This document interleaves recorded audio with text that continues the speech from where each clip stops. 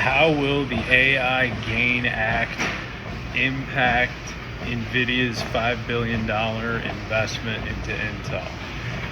That's what we're talking about on today's Tread Talk, and it's a pretty interesting conversation.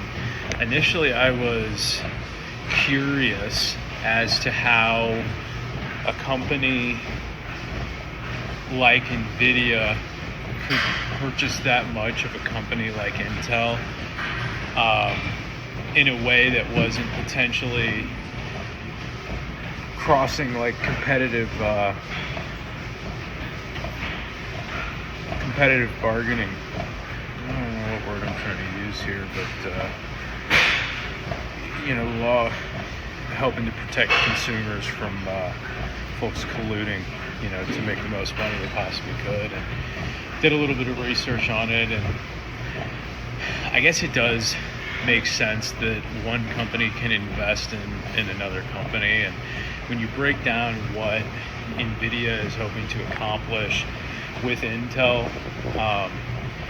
they're really looking to use each company's different strengths to become competitive with the chips for AI processing and other things. And this makes sense because they really do need each other's technology to be able to make inroads. So at a high level, from like a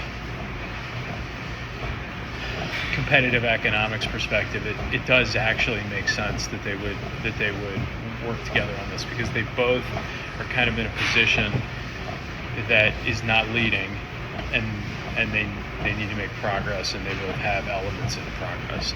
So that makes a lot of sense.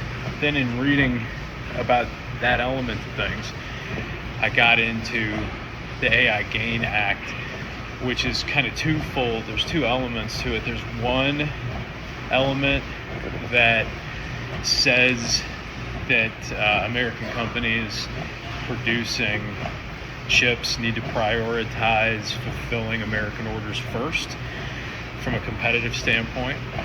This makes sense if you're the United States government governing the businesses within your government, within your country, because if you're in a massive national AI race, if we have businesses that are needing to utilize that technology to be winning in the race, we would want it to go to the right place. So it's not saying that you can't do business with other countries, but you just have to prioritize the business in the States. And hypothetically, if the business in the States is taken care of, then go do the rest of the business. So it's a scale thing for these companies, meaning that if they want to make more money, they have to be able to deliver solutions at scale. That makes perfect sense. They're pushing back, suggesting that it hurts global economic competitiveness, which I think if you're the States and you're looking at the competitive landscape of artificial intelligence, that's kind of what you're going for. You want to hold the competitive advantage. But Nvidia is suggesting, or Nvidia and Intel are suggesting, that this hurts the high-level economic landscape. And from my perspective, they just want to be able to take orders from the highest bidder and then prioritize those. And it's actually good governing, in my opinion, to say, no, you need to prioritize. It's like if it was in the Cold War and these were bomb manufacturers, you would be shocked if a company was like, well, they're offering us more money and we're going to make the bombs for them. You'd be like, whoa, no.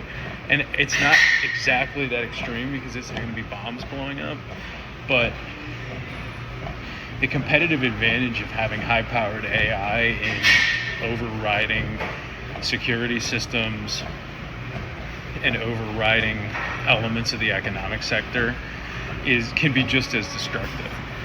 So I mean, if I'm having a conversation, and nobody's asking me to, obviously, it's a joke, or not necessarily a joke, but if I'm sitting down with the leaders of Nvidia and Intel, that's the argument that I'm making about why this works.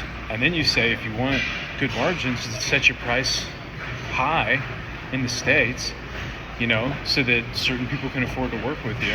Now that'll create lower level competition. You got to be okay with that, or you have to be at scale to be able to deal with all of the different orders. That seems totally reasonable. Totally reasonable expectation of the United States government, of these two companies, in my opinion.